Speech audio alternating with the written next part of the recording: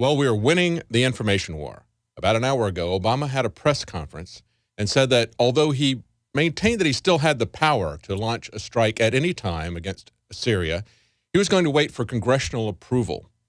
Now, all last night, CNN was running reports and had a banner that said that Obama was war-weary. At the same time, Obama was pushing relentlessly for war. No, it's the American people that are weary of war. And it's the American people who are insisting that Obama follow the Constitution. Even though he maintains that he doesn't have to follow the Constitution, we have pressured him into following the Constitution. And it hasn't been CNN. It hasn't been the mainstream media. They have been pushing relentlessly propaganda for the military-industrial complex. It has been the alternative news media that has been pushing back against this. It's the alternative media that is questioning the veracity of their ever-changing story. Now, you've got Peter King and other warmongers in the Republican Party that Obama is counting on to try to push this through Congress. And Peter King, surprisingly, well, I guess it's not surprising for Peter King, but he said that he thinks that Obama is weakening the presidency. Well, let's hope so, because the presidency has usurped powers that don't belong to it under the Constitution. It's time that we take some of the powers that have been seized by past presidents and take them away and put them under a more constitutional authority. Because what I heard you say is we're going to seek international approval, and they will come and tell the Congress what we might do, and we might seek congressional approval. No, well, I want to just say to you, that's a big dish. Wouldn't you agree? You've served in the Congress. Yeah.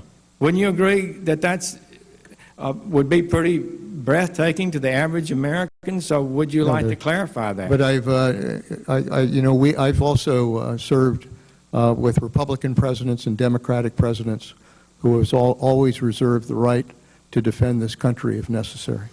It's interesting to note that Kerry's most recent press conference, he lied about the history of chemical warfare. This is about the large-scale, indiscriminate use of weapons that the civilized world long ago decided must never be used at all.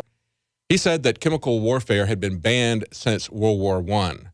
Well, certainly it was during World War I that it rose to new heights, but it was not banned. As a matter of fact, the gas in question, sarin gas, was not even created until World War II. And even though it wasn't used by either side during World War II, the Americans got sarin gas from the Nazis, and they stockpiled it, weaponized it, and kept it in their arsenal until the early 90s. They did not get rid of sarin gas and other chemical weapons for humanitarian reasons.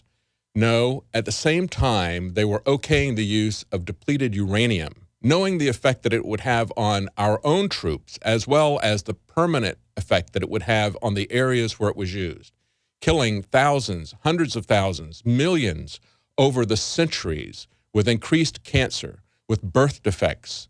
They knew this. They approved it at the same time they banned chemical weapons. So this was not about humanitarianism. This was about getting a hegemony on weapons of mass destruction. You see, since that time, the United States has maintained that whenever chemical weapons or biological weapons are used, they will retaliate with nuclear weapons. That's right.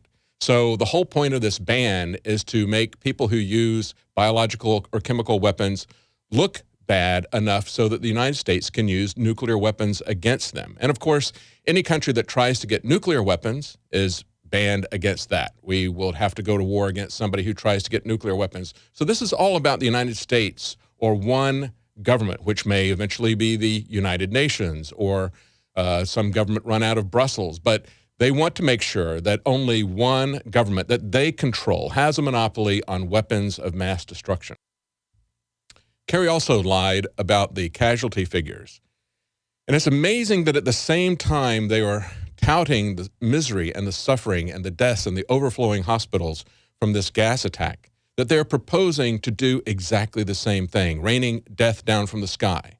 But of course, as they put it, this is going to be a surgical strike. And all last night, CNN had people on talking about how accurate our bombs and missiles are. Really? Look at how many innocent people have been killed by Obama's continuing drone strikes. Thousands have been killed by that. So don't expect that these cruise missile attacks or whatever they do that we cannot afford, don't expect that that's going to be surgical. There are going to be far more deaths than happened with the sarin gas attacks. The attack occurred 10 days ago. and UN inspectors have just now left. However, according to the UN, there are still 1,000 workers that are still in the area and would be exposed to any kind of attack that would be coming from the United States. That may be also another reason why Obama is delaying this. But it's important to remember that when the UN inspectors were last in Syria, only 3 months ago, they determined that the gas attack in question at that time was a sarin gas attack and was carried out by the rebels, not by the government. And it's going to take another week for the UN inspectors to analyze the data and publish their report.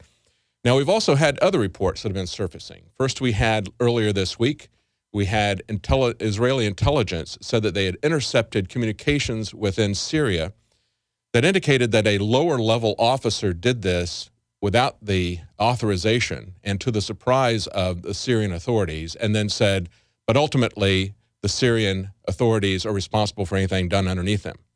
Does that sound like what the U.S. government does here at home? Do they take responsibility for what subordinates do? Not in the IRS scandal, we haven't seen that, or any of the other scandals that have been happening. Now, we've just had a report today that comes from Foreign Policy, the magazine Foreign Policy, and it says that American intelligence agencies had indications 3 days beforehand that the Syrian regime was poised to launch a lethal chemical attack.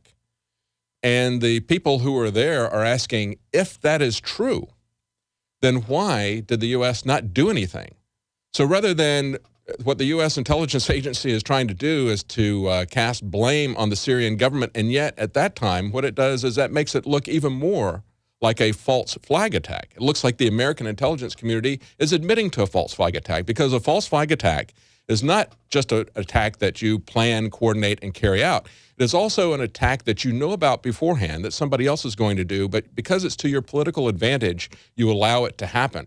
And so if the American intelligence report briefing is correct that was just given, then they are admitting that they did conduct a false flag attack, which is what Ron Paul said earlier this week. I think it's a false flag. I think really, indeed. And nobody knows if indeed he was slaughtering people by the thousands. There are a lot of factions out there. Why don't we ask, about the Al-Qaeda? Why are we on the side of the Al-Qaeda right now?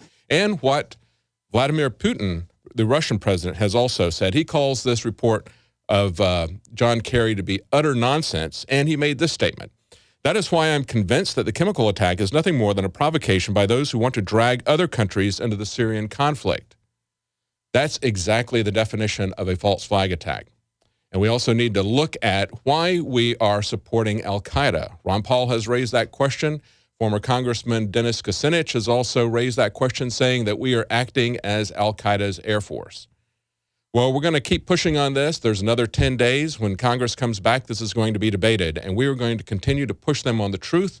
We're going to continue to inform the American people, and the American people need to keep them responsible for following the Constitution, for not starting wars, not invading other countries. The American people want peace by an overwhelming amount. In the UK and in France, about 2/3 of the people do not want their governments to go to war. The French government is going anyway, but the UK government, in a historic vote, decided not to follow the Prime Minister's recommendations and are not going. And so the question is, in America, where it's not 2/3, but it's 9 out of 10 people do not want the American government involved, will they follow the will of the people? Will they deceive the people? We'll wait and see. For InfoWars Nightly News, I'm David Knight. Now you can watch the InfoWars Nightly News streaming live as it happens for free. Check it out at Infowars.com/show.